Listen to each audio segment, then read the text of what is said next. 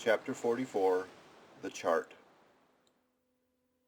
Had you followed Captain Ahab down into his cabin after the squall that took place on the night succeeding that wild ratification of his purpose with his crew, you would have seen him go to a locker in the transom, and bringing out a large wrinkled roll of yellowish sea charts, spread them before him on his screwed-down table.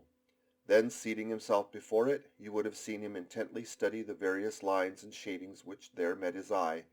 and with a slow but steady pencil trace additional courses over spaces that before were blank.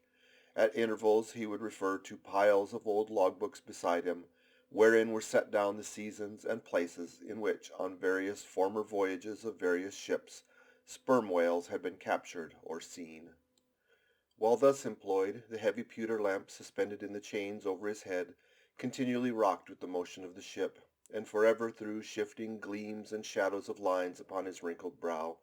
till it almost seemed that while he himself was marking out lines and courses on the wrinkled charts, some invisible pencil was also tracing lines and courses upon the deeply marked chart of his forehead. But it was not this night in particular that in the solitude of his cabin Ahab thus pondered over his charts. Almost every night they were brought out. Almost every night some pencil marks were effaced and others were substituted. For with the charts of all four oceans before him, Ahab was threading a maze of currents and eddies, with a view to the more certain accomplishments of that monomaniac thought of his soul. Now to anyone not fully acquainted with the ways of the Leviathans, it might seem an absurdly hopeless task thus to seek out one solitary creature in the unhooped oceans of this planet. But not so did it seem to Ahab, who knew the sets of all tides and currents, and thereby calculating the drifting of the sperm whale's food, and also calling to mind the regular ascertained seasons for hunting him in particular latitudes, could arrive at reasonable surmises, almost approaching to certainties, concerning the timeliest day to be upon this or that ground in search of his prey. So assured, indeed, is the fact concerning the periodicalness of the sperm whales resorting to given waters, that many hunters believe that could he be closely observed and studied throughout the world, were the logs for one voyage of the entire whale fleet carefully collated, then the migrations of the sperm whale would be found to correspond in invariability to those of the herring shoals or the flights of swallows. On this hint, attempts have been made to construct elaborate migratory charts of the sperm whale. Since the above was written, the statement is happily borne out by an official circular issued by Lieutenant Maury of the National Observatory, Washington, April 16, 1851. By that circular it appears that precisely such a chart is in course of completion, and portions of it are presently in the circular. This chart divides the ocean into districts of 5 degrees of latitude by 5 degrees of longitude, perpendicularly through each of which districts are 12 columns for the 12 months, and horizontally through each of which districts are 3 lines, one to show the number of days which have been spent in each month in every district, and the 2 others to show the number of days in which whales, sperm or right, have been seen. Besides, when making a passage from one feeding ground to another, the sperm whales, guided by some infallible instinct, say rather secret intelligence from the deity, mostly swim in veins, as they are called, continuing their way along a given ocean line with such undeviating exactitude that no ship ever sailed her course, by any chart, with 1/10 of such marvelous precision, though in these cases the direction taken by any one whale be straight as a surveyor's parallel, and though the line of advance be strictly confined to its own unavoidable straight wake, yet the arbitrary vein in which at these times he is said to swim generally embraces some few miles in width, more or less, as the vein is presumed to expand or contract,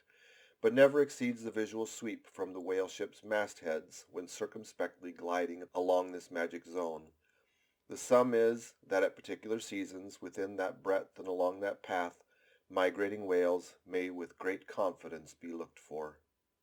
And hence, not only at substantial times, upon well-known separate feeding grounds, could Ahab hope to encounter his prey, but in crossing the widest expanses of water between those grounds, he could, by his art, so place and time himself on his way, as even then not to be wholly without prospect of a meeting.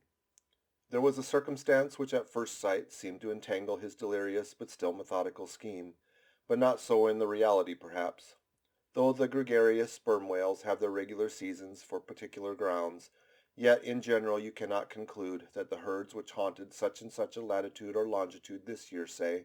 will turn out to be identically the same with those that were found there the preceding season, though there are peculiar and unquestionable instances where the contrary of this has proved true. In general, the same remark, only within a less wide limit, applies to the solitaries and hermits among the matured, aged sperm whales, so that though Moby Dick had in a former year been seen, for example, on what is called the Seychelles Ground in the Indian Ocean, or Volcano Bay on the Japanese coast, yet it did not follow that were the Pequod to visit either of those spots on any subsequent corresponding season, she would infallibly encounter him there. So too with some other feeding grounds where he had at times revealed himself, but all these seemed only as casual stopping places and ocean inns, so to speak, not as places of prolonged abode. And where Ahab's chances of accomplishing his object have hitherto been spoken of, allusion has only been made to whatever wayside, antecedent, extra prospects were his, ere a particular set time or place were attained, when all possibilities would become probabilities, and, as Ahab fondly thought, every possibility the next thing to a certainty. That particular set time and place were conjoined in the one technical phrase, the season on the line. For there and then, for several consecutive years, Moby Dick had been periodically descried, lingering in those waters for a while, as the sun in its annual round loiters for a predicted interval in any one sign of the zodiac. There it was, too, that most of the deadly encounters with the white whale had taken place. There the waves were storied with his deeds. There also was that tragic spot where the monomaniac old man had found the awful motive to his vengeance. But in the cautious comprehensiveness and unloitering vigilance with which Ahab threw his brooding soul into this unfaltering hunt, he would not permit himself to rest all his hopes upon the one crowning fact above mentioned, however flattering it might be to those hopes. Nor in the sleeplessness of his vow could he so tranquilize his unquiet heart as to postpone all intervening quest. Now the Pequod had sailed from Nantucket at the very beginning of the season on the line. No possible endeavor could then enable her commander to make the great passage southward, double Cape Horn, then running down 60 degrees of latitude, arrive at the equatorial Pacific in time to cruise there. Therefore he must wait for the next ensuing season. Yet the premature hour of the Pequod's sailing had perhaps been correctly selected by Ahab, with a view to this very complexion of things,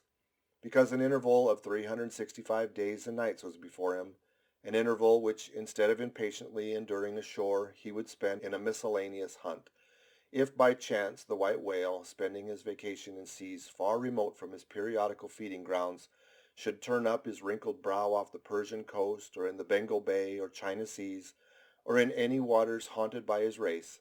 so that monsoons, pampas, nor'westers, harmatins, trades,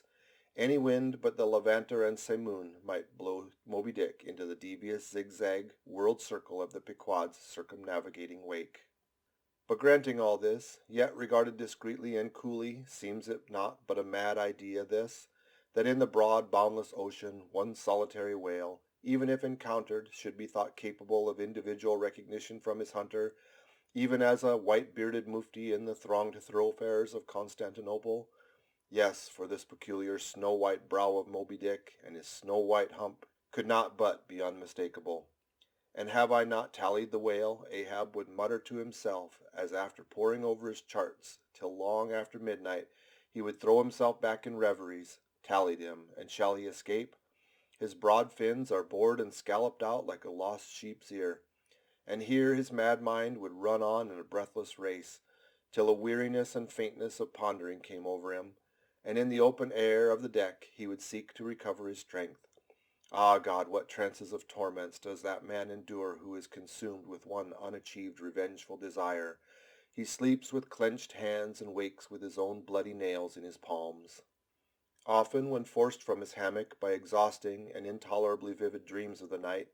which, resuming his own intense thoughts through the day, carried them on amid a clashing of frenzies, and whirled them round and round and round in his blazing brain, till the very throbbing of his life-spot became insufferable anguish, and when, as was sometimes the case, these spiritual throes in him heaved his being up from its base, and a chasm seemed open in him, from which forked flames and lightnings shot up, and accursed fiends beckoned him to leap down among them, When this Helen himself yawned beneath him, a wild cry would be heard through the ship, and with glaring eyes Ahab would burst from his stateroom as though escaping from a bed that was on fire. Yet these perhaps, instead of being the unsuppressible symptoms of some latent weakness, or fright at his own resolve, were but the plainest tokens of its intensity. For at such times, crazy Ahab, the scheming, unappeasedly steadfast hunter of the white whale, this Ahab that had gone to his hammock, was not the agent that so caused him to burst from it in horror again. The latter was the eternal living principle or soul in him, and in sleep, being for the time dissociated from the characterizing mind, which at other times employed it for outer vehicle or agent, it spontaneously sought escape from the scorching contiguity of the frantic thing, of which for the time it was no longer an integral. But as the mind does not exist unless leagued with the soul, therefore it must have been in Ahab's case, yielding up all his thoughts and fancies to his one supreme purpose. That purpose, by its own sheer inveteracy of will, forced itself against gods and devils into a kind of self-assumed, independent being of its own,